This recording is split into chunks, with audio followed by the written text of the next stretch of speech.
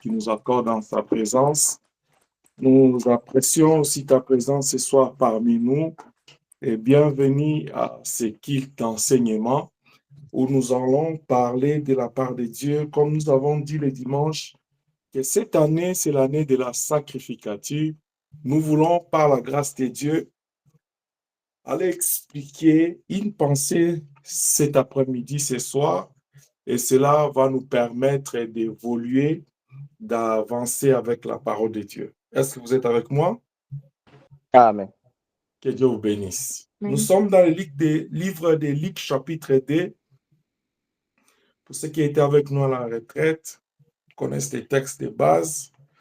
Luc, chapitre 2, verset 49. Nous allons aussi aller dans Jean, chapitre 4, verset 34.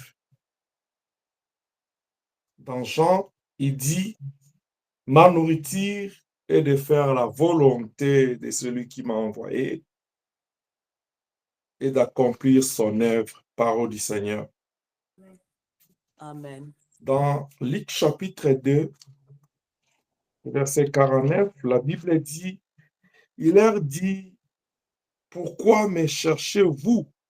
Ne savez-vous pas qu'il faut que je m'occupe des affaires de mon Père? » Père, merci pour ce moment. Nous voulons recommander ce temps sous ta grâce, afin que nous puissions disparaître, que toi tu apparaisses pour ta gloire au nom de Jésus. Amen. Amen. Amen. Comme nous l'avons dit le dimanche, que l'année 2025, c'est l'année de la sacrificature. 2025, année de la sacrificature. Après avoir passé une année pleine de grâce et de bonté de Dieu, où nous avons été enseignés, une année où le Seigneur nous appelait de nous confier en lui totalement, dans la totalité. Après avoir passé encore une année précédente sous la vague de l'envahissement, nous avons compris que Dieu nous préparait petit à petit pour que nous puissions entrer dans son intimité. Et dans l'intimité avec Dieu, c'est là où se passe la sacrificature. Alors ce soir, j'aimerais dire à quelqu'un que la sacrificature, elle se rapporte à une fonction, à une responsabilité, à une charge, à une tâche qu'un appelé, qu'un consacré, qu'un enfant de Dieu ou qu'un sacrificateur fait l'office de servir son Dieu dans sa maison. J'étais en train de dire que la sacrificature se rapporte à une tâche, à une responsabilité, à une fonction, à un service qu'un enfant de Dieu, un appelé de Dieu, un consacré à Dieu, cette personne qui s'est offert en sacrifice. Parce que nous avons dit, quand tu te consacres, on se consacre ou bien on consacre quelqu'un pour qu'il puisse servir Dieu. 1 Samuel chapitre 3 nous a démontré comment est-ce que Anne avait promis à Dieu dans Samuel chapitre 1 que si Dieu lui donnait un enfant mâle, il va venir les consacrer. Et au chapitre suivant, nous voyons comment est-ce que Samuel était consacré à Dieu. C'est-à-dire, c'est une offrande qui vient abandonner dans la maison de Dieu. C'est de la même manière comme nous apportons nos dîmes, nous apportons nos actions de grâce, nos offrandes, que ce soit en espèce, soit en nature, tout objet que nous venons déposer dans la maison de Dieu, offrir à Dieu, c'est pour servir à Dieu, c'est pour servir ou faciliter les services dans la maison de Dieu. C'est de la même manière que quand un homme consacre sa vie à Dieu, ce n'est pas pour s'asseoir, mais c'est pour servir de quelque chose dans la maison de Dieu. Quand nous disons 2025, c'est l'année de la sacrificature, nous sommes en train de réveiller un serviteur de Dieu. Nous sommes en train de réveiller une servante de Dieu. Nous sommes en train de réveiller l'Église de Dieu. à comprendre que nous avons été sauvés, ou d'abord, nous avons été créés pour servir. Parce que dans Genèse 1,26, il dit, faisons l'homme à notre image, à notre ressemblance, pour qu'il domine. Dieu ne l'a pas créé pour rien. Dieu n'a pas créé Adam et Ève à son image pour rien. Mais il les a créés pour qu'ils puissent faire quelque chose. C'est pourquoi dans Proverbe, la Bible dit, Dieu fait toutes choses avec un but. Alléluia. C'est que quand Dieu nous a créés, il nous a créés avec un but. Le but qu'il nous a créés, c'est pour servir à sa gloire ou pour sa gloire. Maintenant que l'homme était tombé dans le péché, Dieu, tenant compte de son objectif, de sa raison, il est venu sauver l'homme. Et Jean 3, 16, il dit, car Dieu a tant aimé le monde, il a donné son Fils unique, afin que quiconque croit en lui ne périsse point, mais qu'il ait la vie éternelle.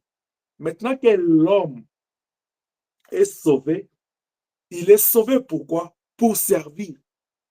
C'est pourquoi dans Matthieu, après avoir passé tout le temps avec eux, il dit, comme le Père m'a envoyé, moi aussi je vous envoie.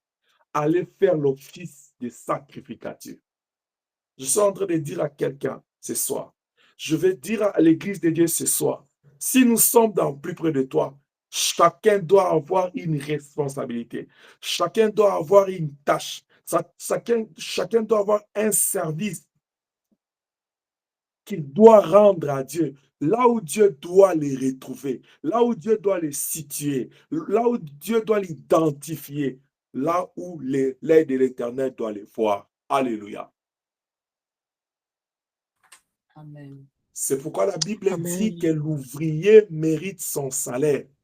C'est-à-dire, quand nous sommes dans la maison de Dieu, Dieu nous a sauvés, il nous a créés, il nous a appelés pour que nous soyons des ouvriers, des instruments à son service, pour que nous puissions faire partie de sa maison, afin que nous puissions faire l'office de la sacrificature, c'est-à-dire servir Dieu. C'est pourquoi j'aimerais clarifier, quand nous parlons de la maison de Dieu, vous allez voir dans la Bible, on parle de l'œuvre de Dieu, on parle du chant de Dieu, on parle de l'Église. Là, quand je parle de l'Église, je parle de l'Église locale à l'Église corps de Christ. C'est le chant de Dieu. Je parle du monde, c'est le chant de Dieu. Je parle de ta famille, c'est le chant de Dieu. Je vois ton lieu de travail, c'est le chant de Dieu. Parce qu'il a fait du ciel son trône et de la terre son marchepied. Et quand il appelle les disciples, dans Matthieu, il dit, allez, faites de toutes les nations mes disciples. Dans Actes des Apôtres, chapitre 1, verset 8, il dit, ne vous éloignez pas de Jérusalem, mais attendez jusqu'à ce que la promesse sera accomplie. Après, il dit, vous recevez dans le Saint-Esprit, vous allez recevoir le Saint-Esprit. C'est alors que vous serez mes témoins. Il dit, en commençant par Jérusalem, en Samarie, en Judée, jusqu'aux extrémités de la terre. Ça, c'est le chant de Dieu. Ça, c'est le chant où l'œuvre de Dieu doit s'exécuter, où le service du Seigneur doit s'exécuter. C'est-à-dire, l'œuvre de Dieu a un champ vaste. Ça commence dans son église, dans son temple, où sa gloire est établie, où son trône est établi. Et ça entre dans le monde parce que le monde est son marchepied. L'œuvre de Dieu n'a pas de limite.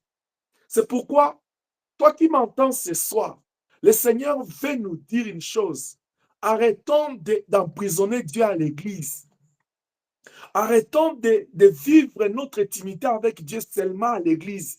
Arrêtons de mener une vie dans la présence de Dieu seulement à l'église. Il a fait de la terre son marchepied. C'est-à-dire la terre, le monde entier et son champ. C'est là où nous devons aller. C'est pourquoi il dit aux disciples, première chose, il dit, allez partout dans le monde. Je suis en train de rappeler l'Église du Seigneur aujourd'hui que la mission qui nous a été confiée, c'était de jeter le regard vers le monde.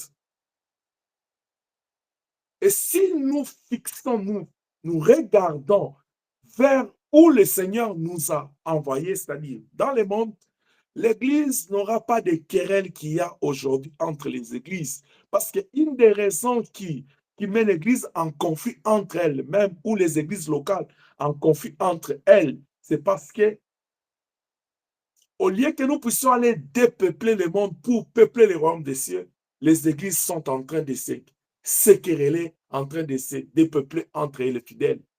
Et en ce moment-là, les fidèles sont rendus au point où ils sont plus fidèles du Seigneur, fidèles de la parole de Dieu, ils sont fidèles des églises, ils sont fidèles des hommes de Dieu. Là, je suis en train de dire à quelqu'un, il dit, allez, faites de toutes les nations mes disciples. C'est le Seigneur qui le dit. Matthieu chapitre 28, il dit, mes disciples. Il n'a pas dit les disciples de papy. J'aimerais décourager quelqu'un ce soir qui m'entend ici.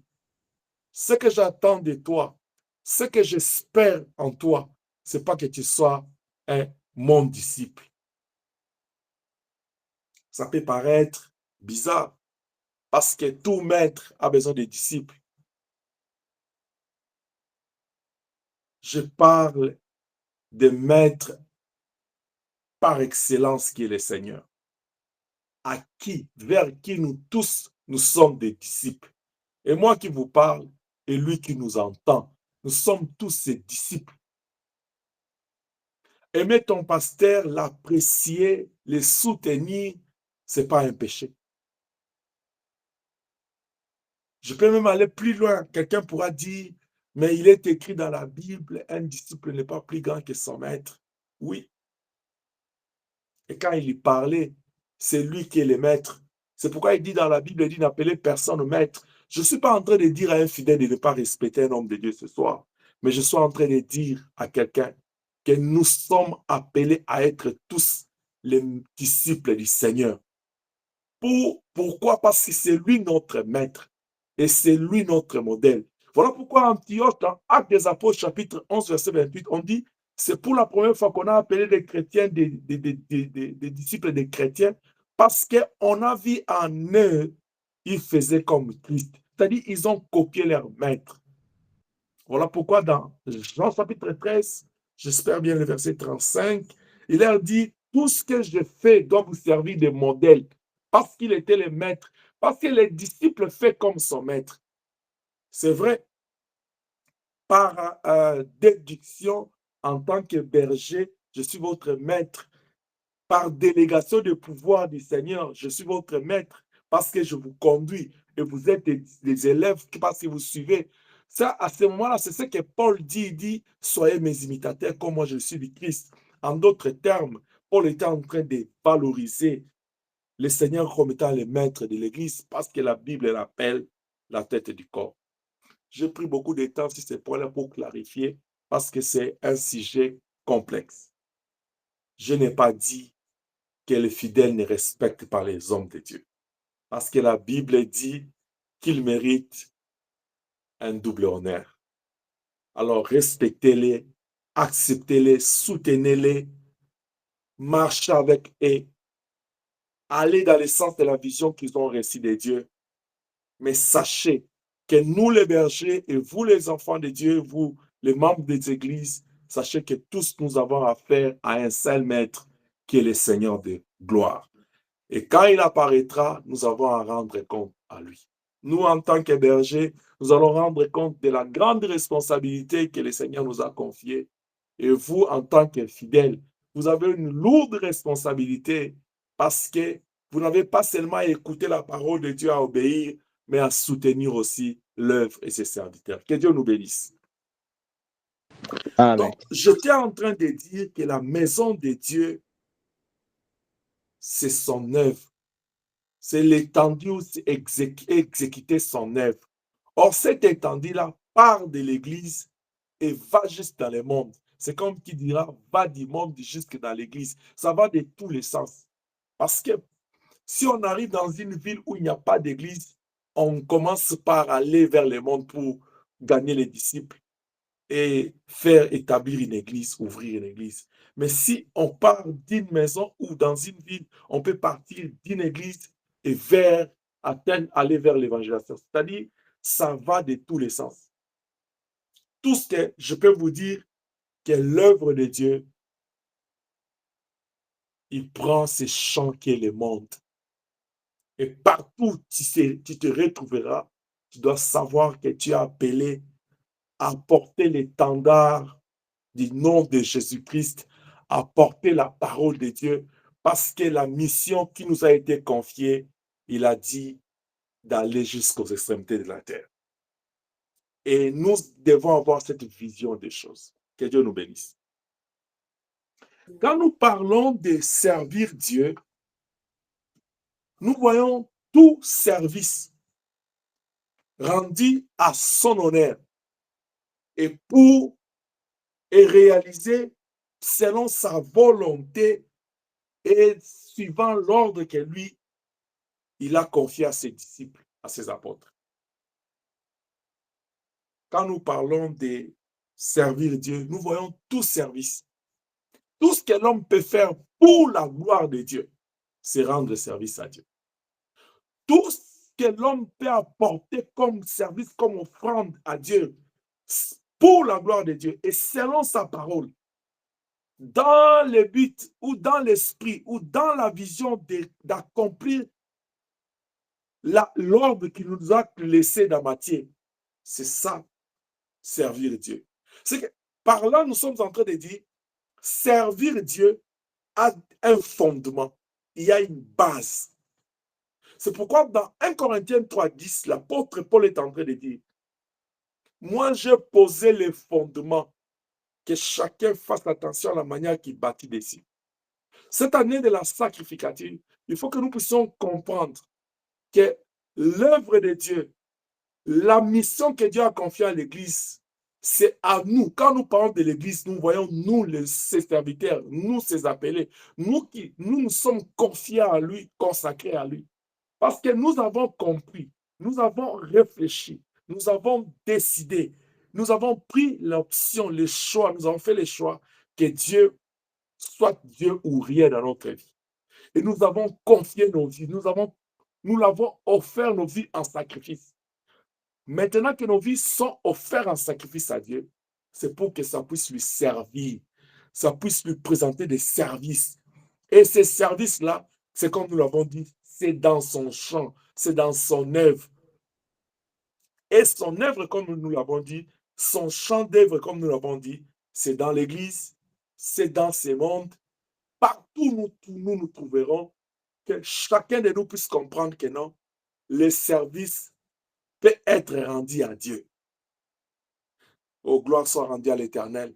Pendant que je parle, il y a la citation de Paul qui vient. Il dit, au milieu des païens, je me suis fait païen dans le but de les amener à Christ. C'est-à-dire, Paul n'était pas à l'église. Il n'était pas chez lui. Il dit, au milieu des païens.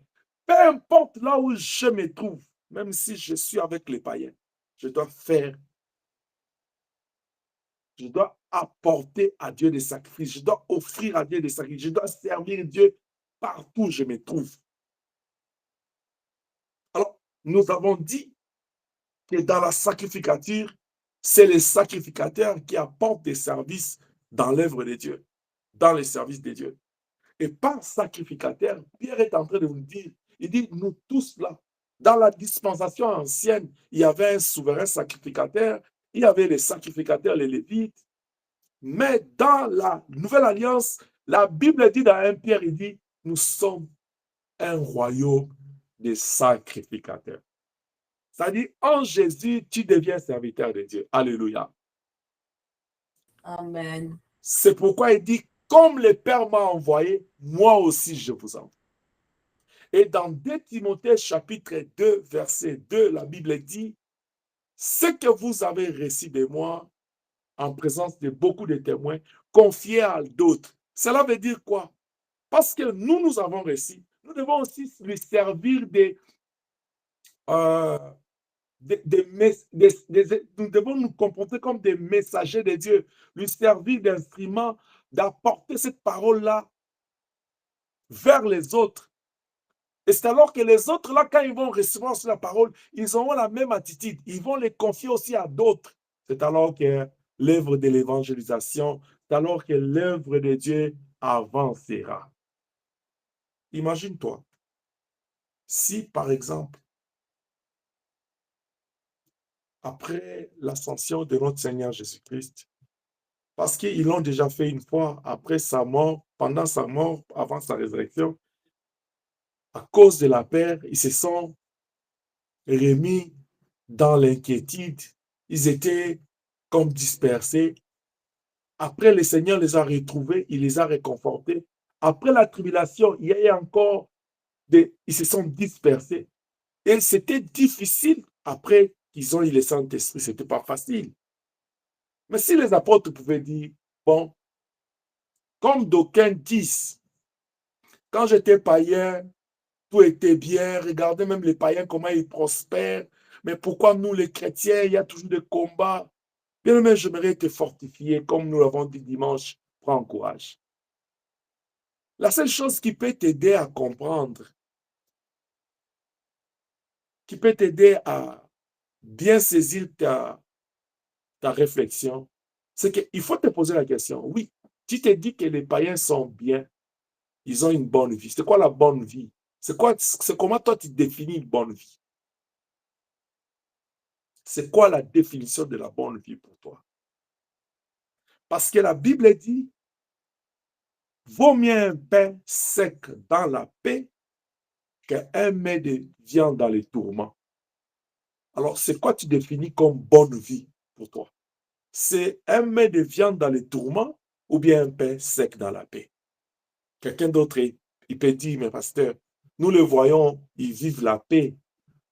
La paix, ce n'est pas le fait qu'une personne s'habille très bien, il roule dans une belle voiture, il loge dans une belle maison. La paix, c'est une vertu dans l'âme. C'est quand dans ton intérieur, dans ton esprit, dans ton âme, tu as un calme, tu as une sensation de calme. C'est vraiment doux là-bas, c'est paisible. C'est ça la paix. Mais la paix, c'est quelque chose de très important dans la vie d'un homme. C'est pourquoi le Seigneur, avant de partir, avant même de promettre le Saint-Esprit, il a dit aux disciples, je vous donne ma paix et je vous laisse ma paix. Oh, je prie que la paix de Dieu soit sur quelqu'un ce soir, au nom de Jésus-Christ. Amen. Parce que c'est ce qui est important, même dans la vie, pour s'épanouir, pour se développer, on a besoin de la paix. Même dans le domaine de la foi, il faut la paix. C'est pourquoi chaque matin, quand tu te réveilles, après avoir adoré, tu dis, tu oindules ma tête, ma coupe déborde, tu dis, Seigneur, accorde-moi ta grâce de paix. Parce que la bénédiction de la paix, c'est ce qu'il nous a donné. Il dit, je vous donne ma paix. Je vous laisse ma paix. Est-ce que la paix de Dieu, la paix qu'il a donnée sans que nous puissions lui demander, parce qu'il est, il est Jéhovah Shalom, que cette paix-là habite dans ton âme et dans ta maison au nom de Jésus-Christ. Amen. Amen. Maintenant, imagine-toi, ces personnes-là que tu envies, ils sont dans le monde. Et ils ont comme chef, comme maître, comme prince, les diables. C'est pourquoi la Bible dit les princes de ce monde, c'est les diables. Mais comment tu veux que les diables puissent combattre ces sujets? Comment tu veux? Comment tu peux entendre que non, tu veux que les diables puissent les combattre? Le diable est très à l'aise, il sait que non, ça c'est déjà assuré. Vers, on va aller dans les faits éternels. Tout ce qu'il peut faire, c'est de les faire endormir, de les faire croire qu'ils sont dans les bons. Oh, je dis à quelqu'un qui est encore en dehors de l'arche, rachetez les temps, car les jours sont mauvais. Vous qui pensez que la vie, c'est manger, boire, s'habiller, se vêtir, construire de belles maisons, ça, ce sont des vanités, poursuite des vents.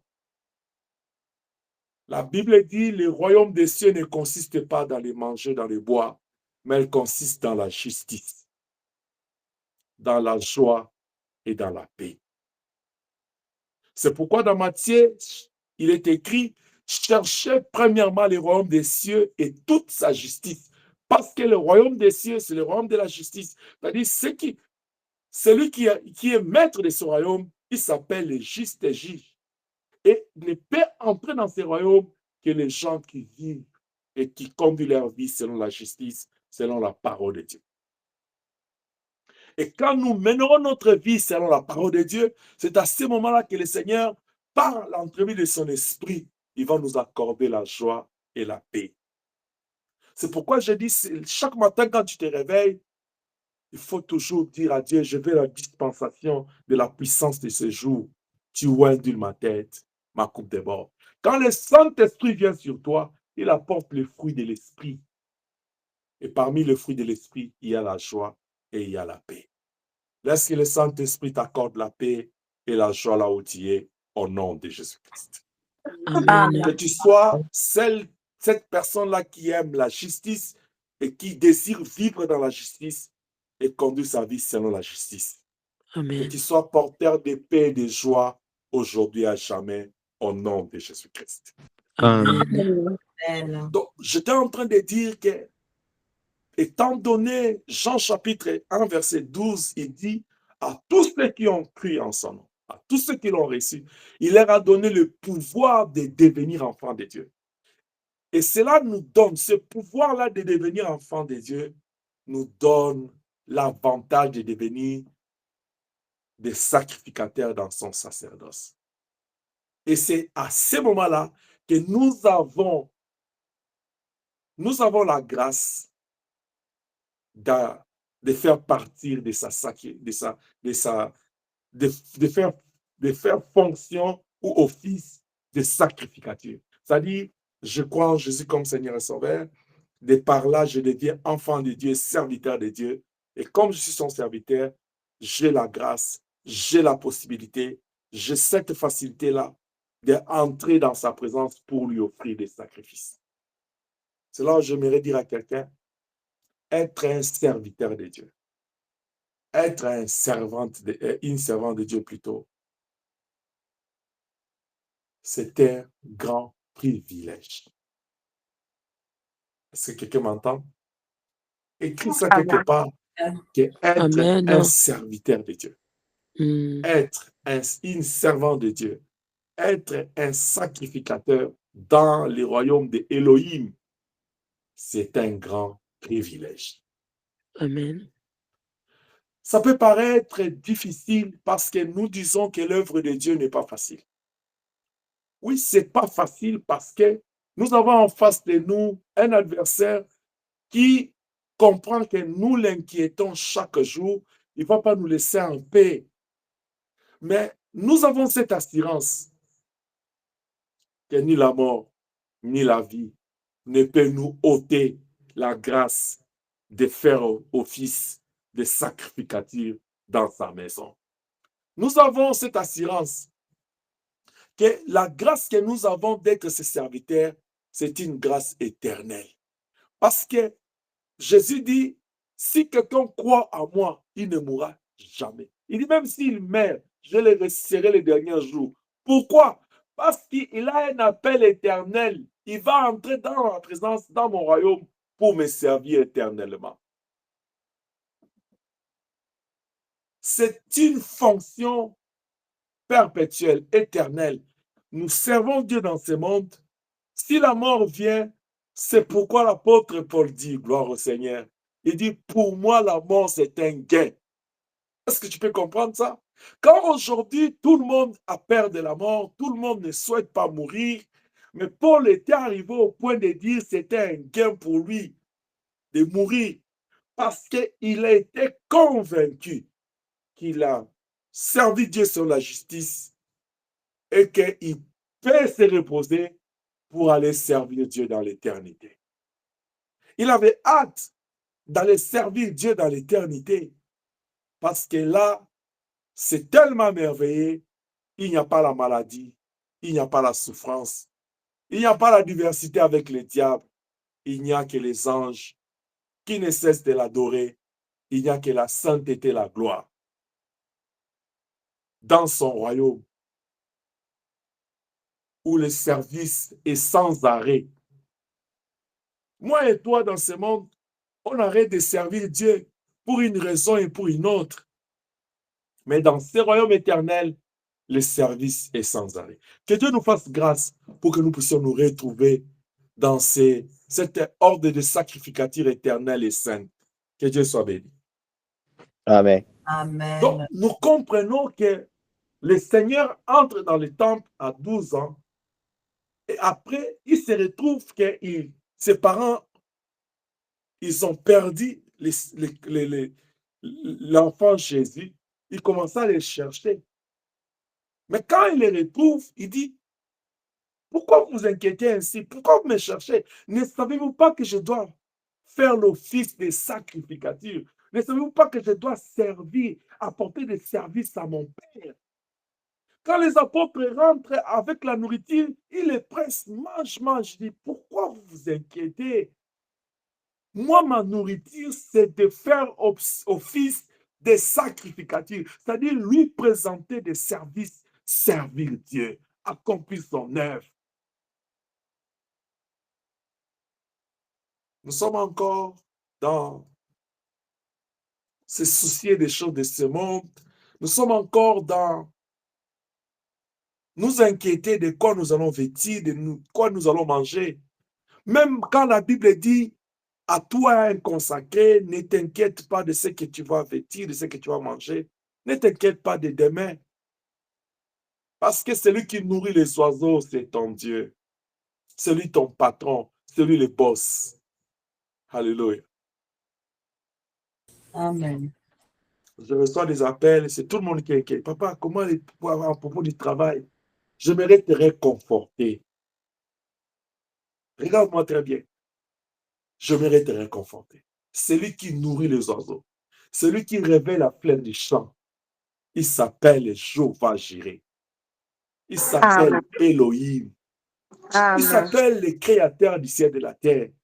C'est lui le boss. Il a le monde entier, il le tient dans sa main. C'est pourquoi il me dit, ne t'inquiète pas de lendemain. À chaque jour suffit sa peine. Ne vous inquiétez de rien. Mais en toute chose, c'est ce qu'il m'a dit. Ce que je sais que c'est lui qui fait lever le soleil. Et la Bible dit, pendant que les uns se réveillent très tôt, les autres très tard, ils mangent le pain de la souffrance, mais Dieu pouvoir pour les bien-aimés. Qui est bien-aimé? C'est celui qui fait office de sacrificature.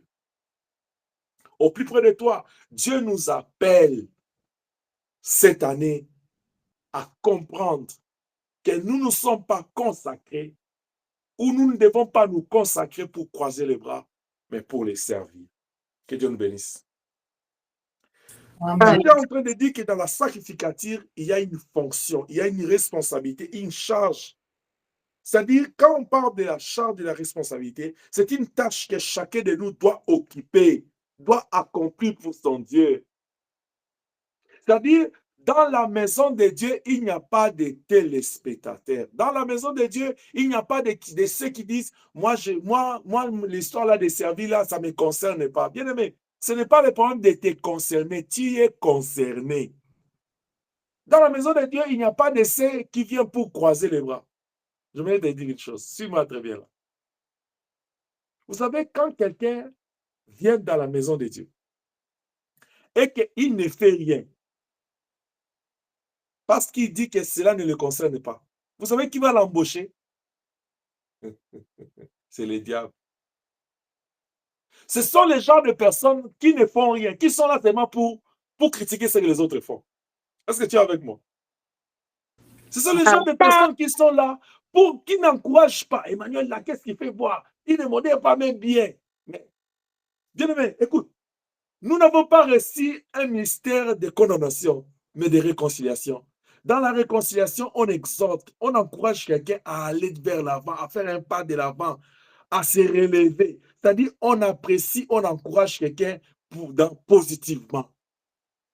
Alors, si tu n'as pas quelque chose à faire dans la maison de Dieu, je dis à quelqu'un, le diable va s'occuper de toi.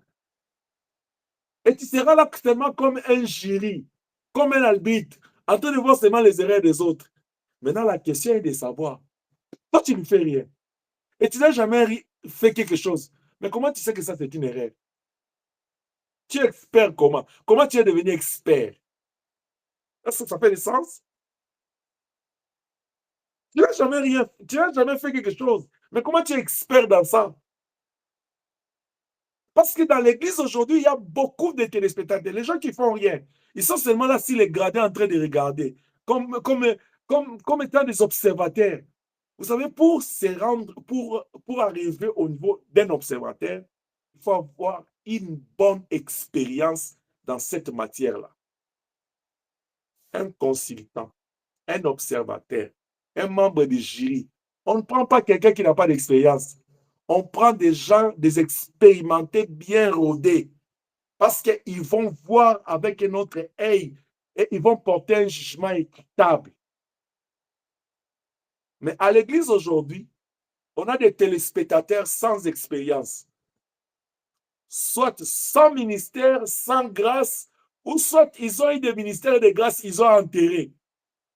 Ils se sont donné un autre ministère avec leur père. Mais laisse-moi t'exhorter dans plus près de toi. On n'a pas besoin de jury, parce que le seul membre du jury, c'est le Saint-Esprit lui-même. On n'a pas besoin des experts et des observateurs. Nous devons tous nous lancer au travail, parce que chacun, en ce qui le concerne, il sait qu'il va rendre compte à Dieu. Selon qu'il est écrit, on ne se moque pas de Dieu. Ce que l'homme aura semé, il les moissonnera. Que Dieu nous bénisse. Amen. Ceci étant, nous comprenons que dans la sacrificature, il y a chaque personne comme une grâce, comme une responsabilité. Il y a cette personne-là que nous appelons sacrificateur qui concerne tout le monde dans l'Église, mais il y a aussi les services que nous devons rendre à Dieu selon la grâce que vous avez. Et cela doit s'étendre dans le champ de Dieu. Partout où tu passes, sache que tu portes une lourde charge, celle d'ambassadeur. Paul le dit dans Corinthiens, il dit nous faisons fonction d'ambassadeur. Un ambassadeur, c'est cette personne-là qui reçoit l'autorité par délégation de pouvoir de représenter tout un peuple, toute une nation, tout un pays et par déduction de représenter l'autorité morale d'un pays, c'est-à-dire le président de la République ou bien un roi. Et pour notre cas, nous représentons le royaume de Dieu partout où nous allons. Et nous représentons Dieu. Quel privilège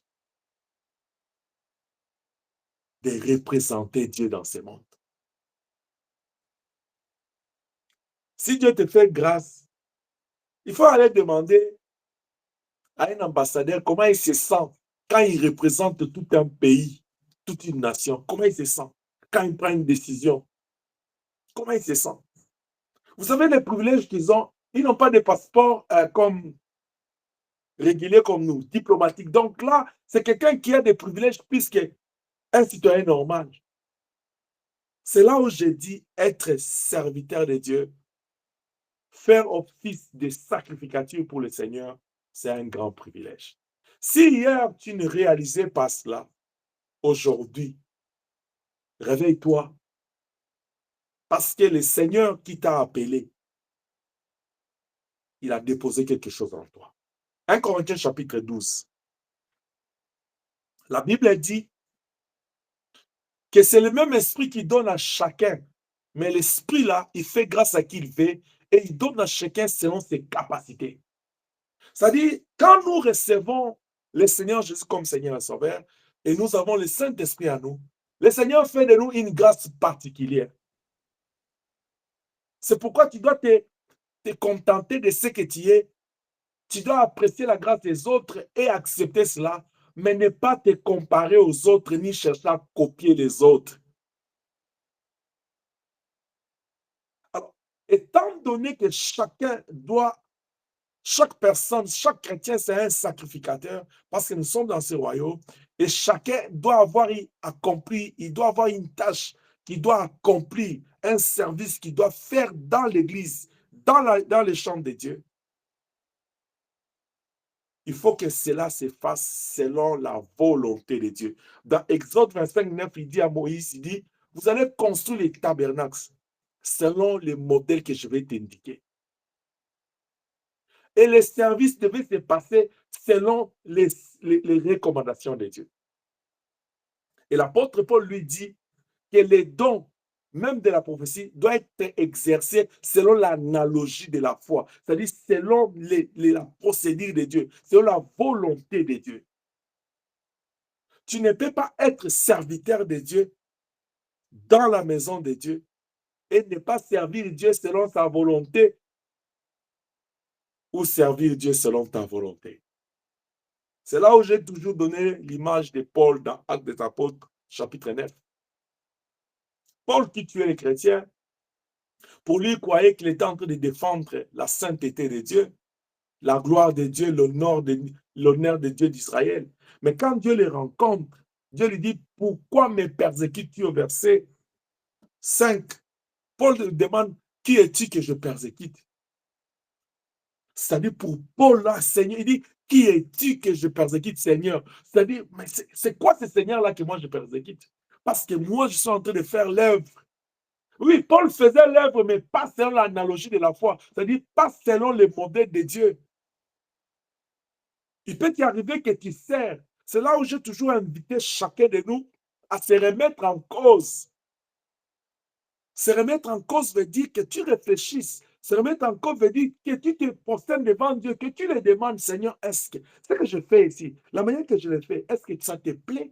Se remettre en cause, c'est d'aller voir ton berger, dire, papa, est-ce que ça va dans la manière que je sais? Mais il y a des gens, même quand c'est le berger qui vient vers lui, il dit que la manière là de faire là, c'est pas bon. Ils ont du mal à accepter ça. Il dit, lui, il veut seulement qu'on fasse comme lui il veut. Oui, oui. Vous devez faire comme lui il veut, parce que c'est lui l'homme de l'Église. C'est lui qui a réussi cette mission, c'est lui qui conduit la vision de Dieu. Sinon, il aura des directions. C'est là où j'ouvre une petite parenthèse, je retourne en arrière, là où l'aspect maître en tant que berger peut s'expliquer. C'est-à-dire quand les porteurs de la vision ils donnent une direction, nous devons suivre. À ce moment-là, si nous ne suivons pas, nous serons comme des brebis égarées ou des brebis rebelles. Parce que nous avons voulu prendre notre direction. Ou soit tu es dans cette bergerie, tu suis la direction du berger, la direction de l'esprit au travers de son serviteur, ou soit tu n'es pas dans l'âge. À ce moment-là, tu ne suis pas Noé. Imaginez-vous que si Noé était en train de donner une directive et ses enfants donnent un autre, ses enfants donnent un autre, ça serait quoi dans l'arche? Si l'Éternel a établi son serviteur, il sait pourquoi il l'a établi.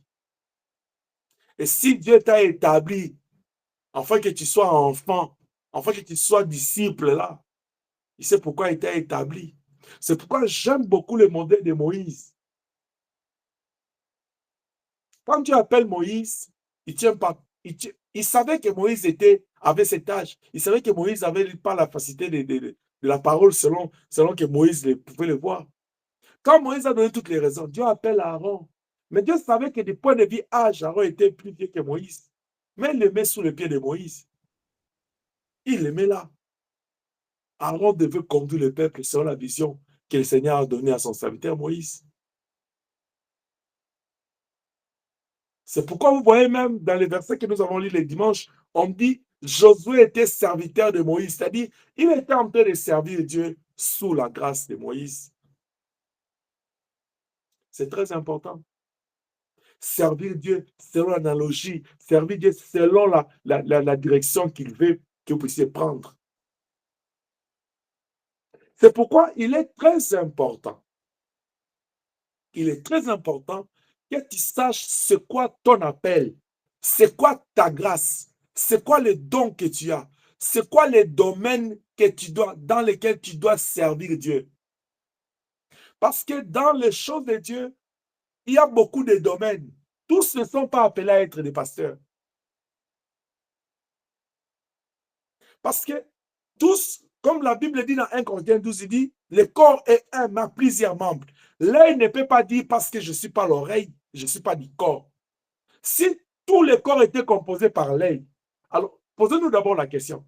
L'œil là allait s'asseoir où? Parce que l'œil a besoin de l'orbite, il a besoin de ces trous-là pour s'asseoir, il a besoin des ligaments, il a besoin des nerfs pour fonctionner. Mais si tout le corps était seulement l'œil, le corps allait avoir quel sens? Quelle importance? C'est pourquoi Dieu, même pour expliquer à l'Église que nous sommes tous importants, il prend l'exemple du corps. Si tout le corps était les pieds, comment les pieds allaient s'attacher à la hanche pour fonctionner? Si tout le corps était la bouche, c'est-à-dire tout le monde ne peut pas être apôtre, tout le monde ne peut pas être évangéliste. Il y a de ceux qui seront appelés au ministère de la parole, il y a ceux qui seront appelés à s'attacher à leur service. Regardez, dans Luc chapitre 8, verset 1 à 3. Là, la Bible est en train d'éclaircir une chose. On dit, Jésus était entouré d'un groupe de femmes distinguées qui l'assistaient avec l'air bien. Ces femmes-là n'annonçaient pas l'évangile. C'est ce que moi j'appelle des serviteurs indirects, des prédicateurs indirects. C'est-à-dire, avec leurs moyens, ils mettaient leurs moyens pour que les prédicateurs, les serviteurs qui devaient apporter l'évangile puissent l'amener avec facilité loin. Mais cela ne dit pas qu'ils ne servaient pas Dieu. C'est ça leur grâce. Ils prenaient leur argent, ils mettent là-bas. Habillez-vous, mangez. Si c'était à cette époque ici, c'est-à-dire, vivez dans de bonnes conditions, déplacez-vous bien, voyagez, allez apporter l'évangile à tel endroit. Si Dieu m'envoie quelque part là pour prêcher l'évangile, est-ce que tu es prêt pour prendre tout ce que tu as à mettre là, dit papa va. Tu es déjà rendu là? Nous ne sommes pas tous appelés à seulement tenir la Bible pour prêcher. Il y a de ceux qui seront des prédicateurs directs, c'est-à-dire ils c'est la prendre la parole, prêcher. Mais il y a de ceux qui seront indirects. Ils seront des héros dans l'ombre, en train de soutenir cette œuvre. Pensez-vous que quelqu'un qui fait le protocole dans l'église ne sert pas Dieu? Il sert Dieu. Parce que c'est un serviteur, un prédicateur indirect. Il met de l'ordre dans l'église pour que les gens puissent s'asseoir, écouter la parole. Il prêche la parole avec les prédicateurs. Nous avons des prédicateurs directs et indirects. Et toi, tu es dans quel cas? Mais il y a un péché, si j'appelle ça péché, mais il y a un vent. Tout le monde pense que notre service Dieu, c'est seulement être prédicateur. Non. Devenir pasteur, non. Non, pas tout le monde. Sinon, il n'y aura pas de caméramens, il n'y aura pas de gens, comme mon fils Emmanuel a dit, techniques. Il n'y aura pas de techniciens à l'église. Tout le monde va aller à la parole. Maintenant, qui va apporter l'évangile? Si tout le monde en devient des prédicateurs. C'est pourquoi dans Éphésiens, il dit, aux uns il a donné, aux uns il a donné, aux uns il a... Il y a des autres qui vont aller recevoir d'autres dons qui sont dans Romains. Mais le problème, c'est qu'il faut que chaque personne arrive à identifier. Je suis en train de chuter dans cet enseignement de ce soir pour t'aider à aller réfléchir. J'ai lancé une question dans notre groupe demandant à chacun de nous de réfléchir dans cette année de sacrificature, puisque nous sommes consacrés comme des dons à Dieu. Qu'est-ce que moi, particulièrement, je peux apporter à cette œuvre plus près de toi? Qu'est-ce que je peux apporter à l'œuvre de Dieu, à l'Église corps du Christ? C'est quoi ma part? C'est quoi ma pierre de contribution dans cette œuvre? C'est là où nous devons réfléchir. Pourquoi tu dois réfléchir, bien-aimé? Parce que je ne veux pas que tu tombes dans la situation de Paul, croyant que tu sers, tu exerces, parce que tu dois prêcher, parce que tu dois faire ceci. Or, Dieu ne te voit pas dans ce que tu fais. Il faut que tu réfléchisses. C'est pourquoi je vais aller te parler rapidement sur 3 choses que tu dois faire pour répondre bien à cette question, pour réfléchir avec Dieu. La première des choses, l'appel pour savoir les domaines de sa sacrificature où tu dois exercer dans les sacerdoces, ce n'est pas révélation. Et la révélation là peut être directe, Dieu peut te parler directement. La Bible dit, Dieu parle tantôt d'une manière, tantôt d'une autre.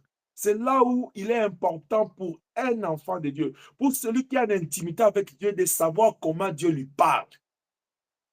Est-ce que tu sais comment Dieu te parle? Parce que Dieu a beaucoup de moyens de parler. Il peut te parler par une voix audible, il peut te parler par un songe, il peut te parler par une vision, il peut te parler lors de la prédication, il peut te parler par plusieurs moyens, directement. Mais la révélation de Dieu, pour ce que tu dois être dans son œuvre, peut passer aussi par quelqu'un qui peut être ton berger, qui peut être un prophète, qui peut être un enfant de Dieu qui a eu une vision, il y a eu un songe pour toi. Qui peut être, Dieu peut susciter même une personne que tu ne connais pas sur la route et te dit une chose.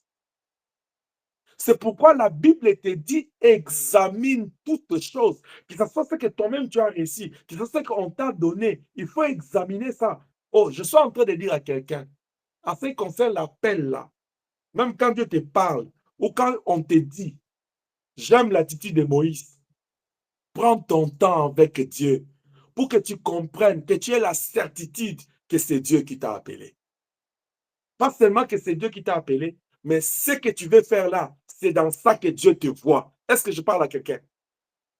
Moïse a traîné Dieu dans la discussion, chapitre 3, chapitre 4, parce qu'il voulait se rassurer. Il voulait puiser toutes ses préoccupations. Et Dieu l'a rendu Dieu l'a amené à la fin. Comme on a l'habitude de dire, il a mis comme premier. Donc Moïse n'avait plus d'argument. Non, non, ce n'est pas le fait que tu dors, tu vois que tu pries pour les gens, ils tombent. Tu dis, ah non, j'ai le ministère, j'ai le ministère. Non, qui t'a dit que non, ce ministère-là d'imposer les mains aux gens de tomber, c'est un ministère?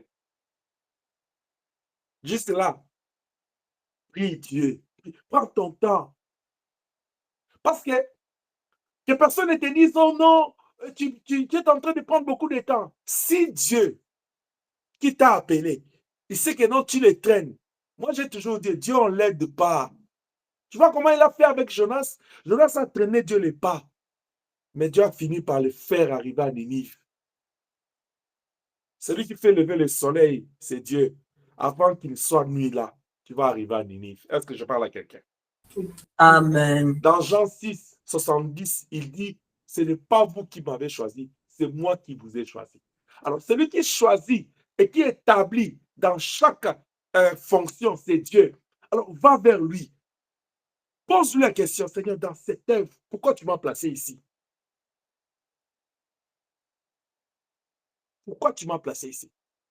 Aaron était là où il était. Celui qui a amené Aaron vers Moïse, c'est Dieu. Celui qui t'a amené vers moi là, ici, là, c'est Dieu. Il sait pourquoi il t'a amené ici. Alors, il faut aller lui demander. Tu es en train de négliger ta présence ici parce que tu n'as pas encore compris pourquoi Dieu t'a amené ici. Ne regarde pas à gauche, ne regarde pas à droite. Regarde vers Dieu. Demande-lui, qu'est-ce que je fais ici? Peut-être ce que je vais te dire là, ça sera difficile pour toi. Mais laisse-moi te dire. Mieux vaut ne pas te retrouver ici si ce n'est pas ta place. Mais tu es convaincu de Dieu que non, ce n'est pas ici. Je me suis trompé d'adresse. Peut-être Dieu me voit. C'est comme il y a eu beaucoup de gens qui étaient avec nous là, ils se sont trompés d'adresse. Dieu le voit ailleurs.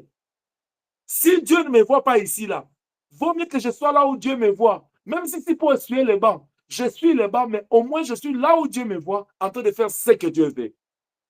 Mais tant que tu es encore là, ça dit Dieu te voit ici. Maintenant, la question c'est de savoir, demande à Dieu, parle avec Dieu. Dieu est ton Père. C'est lui le boss.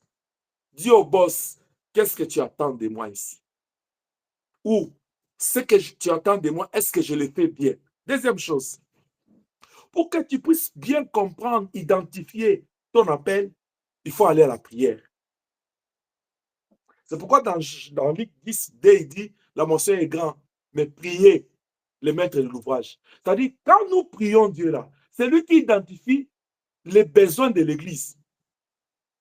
Vous qui priez pour l'Église, vous qui portez cette œuvre dans vos cœurs, priez le maître de l'ouvrage. pour qu'il envoie encore des serviteurs. C'est-à-dire, nous n'avons pas besoin seulement des gens qui viennent, mais nous avons besoin des gens, dons et grâces, des potentiels que Dieu envoie à cette œuvre pour que cette œuvre puisse s'épanouir. Est-ce que je parle à quelqu'un? Amen. Nous n'avons pas besoin que l'Église soit remplie de jurys et des observateurs. Non, non. Nous prierons Dieu cette année que chaque personne qu'il envoie, que ce soit des gens que Dieu a déjà ouvert l'intelligence de comprendre pourquoi ils viennent ici. S'ils n'ont pas compris ça avant, mais dès qu'ils mettent leurs pieds dans plus près de toi, ils comprennent pourquoi il est là. Ça sera plus facile pour une personne quand il vient, il comprend pourquoi il est là, il va s'embarquer pour servir Dieu. Alléluia. Amen. Nous allons prier Dieu. Quand nous allons nous enchaîner, disons à Dieu, Seigneur, quand tu envoies les gens, oh, que Dieu bénisse Salomon, il dit, cette maison est petite pour te contenir, mais tout ce que je te demande, quand un enfant d'Israël s'agenouillera, partout il peut se retrouver, s'il se dirige vers le sanctuaire, c'est-à-dire vers les sanctuaires, exauce ta prière. C'est-à-dire, demande à Dieu, fais une demande claire à Dieu, dit, Seigneur, quand nous prions pour cette œuvre, nous voulons que l'Église grandisse. Mais quand tu envoies les gens, que ce soit les gens qui ont une mission pour toi ici, à ce moment-là, nous allons encore fermer la porte au diable et aux infiltrés du diable. Parce qu'à ce moment-là, c'est ce que Dieu va envoyer pour faire avancer cette œuvre. Que Dieu nous aide. Amen. Et la Bible te dit, il dit dans Philippiens 4, 6, il dit, ne t'inquiète de rien, en toute chose, fais qu'on tes besoins. C'est-à-dire, parmi tes besoins, il faut aussi chercher à savoir ce que je suis, ce que j'ai de Dieu, ce que je dois faire pour Dieu. C'est aussi un besoin. Ça doit faire partie de tes soucis. C'est là où la Bible te dit, ne te dérange pas. Quand on te dit, frère tel, sœur, tu te dis, ah, moi, si ça te trouble, si tu sens que c'est lourd, va prier. Dis à Dieu, toi, tu m'as dit de ne pas m'inquiéter, mais dans cette œuvre, qu'est-ce que je dois apporter? Parce que même Saoul, Paul, il a fini par demander à Dieu dans Acte 9, 6, il dit, que veux-tu que je fasse? Même toi qui comprends ce que tu dois faire dans cette œuvre, chaque fois, il faut toujours demander à Dieu, qu'est-ce que tu veux que je fasse maintenant? Qu'est-ce que tu attends de moi? Est-ce que ce que je fais, je le fais bien? La dernière chose, Actes des Apôtres, chapitre 6, verset 1 à 6. Tu peux aussi lire dans Matthieu 25. C'est ce que moi j'appelle le discernement des talents. Quand je parle des talents, je vois les capacités spirituelles, ministère, dons ou grâce, tout ce que le Saint-Esprit dépose dans l'homme. Tu dois discerner ce qu'il y a en toi. Et le discernement, c'est l'œuvre du Saint-Esprit. Ne discerne pas avec ton esprit. Il faut que quand tu pries, quand tu te confies en Dieu, le Seigneur va déposer en toi l'intelligence, la sagesse et le discernement pour que tu comprennes ce que Dieu a posé en toi comme capacité spirituelle. Mais quand je parle des talents, je vois aussi les capacités physiques. Quand je parle des capacités physiques, je vois d'abord les capacités intellectuelles. Vous savez, même pour construire les tabernacles, ils avaient besoin de gens intelligents. Même pour construire la maison de Dieu, on a besoin des ingénieurs. Être ingénieur, ce n'est pas une capacité spirituelle, c'est intellectuel. Il y a des gens qui seront à l'église là seulement pour que leur intelligence soit mise au service de Dieu. Ne l'envoie pas pour prêcher la parole. Laisse-le avec son intelligence. Les capacités morales. Il y a d'autres personnes qui sont là avec la sagesse, avec les conseils. Lui, il voit ce que vous ne voyez pas. Il y a les capacités physiques. Vous savez, il y a d'autres personnes, c'est leur force physique qui ramène pour l'œuvre. C'est-à-dire les gens qui doivent être là pour déplacer les choses, pour arranger les choses, pour mettre de l'ordre. Ça demande notre condition physique. Ça ne demande pas la spiritualité. Il y a d'autres personnes, c'est leurs finances qui doivent amener. Vous allez voir, Paul, il dit, c'est le verset qu'on va lire pour terminer, dans Actes là. Il dit, quand il devait choisir les diacres, il dit, choisissez-moi des hommes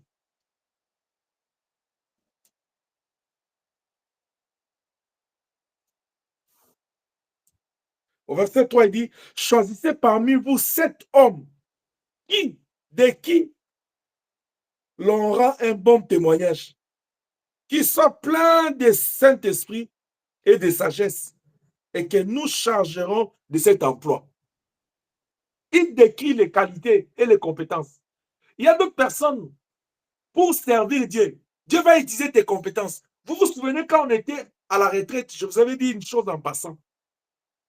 Tu vois les compétences que tu as là. Il dit à Pierre, il dit, je fais de toi. Tu étais pêcheur d'hommes, maintenant tu étais pêcheur de poissons, maintenant je te transfère, je te transforme en pêcheur d'hommes. C'est-à-dire, ces capacités de pêcher là, d'aller à la rivière de prendre les poissons, Dieu l'envoie maintenant dans le monde pour prendre les hommes. C'est pourquoi vous voyez le jour de Pentecôte là, il a pêché toute une barque de 3000 âmes. Parce qu'on l'a juste transféré. On l'a juste transféré dans un autre domaine. C'est-à-dire, il prend ses capacités, il quitte le monde, il va dans les choses de Dieu. Tu vas dans les domaines là que tu exerces là. C'est-à-dire, si ce sont tes qualités, si c'est comme ta vocation, Dieu prendra les potentiels que tu as là, que c'est ce qui va te servir dans son œuvre.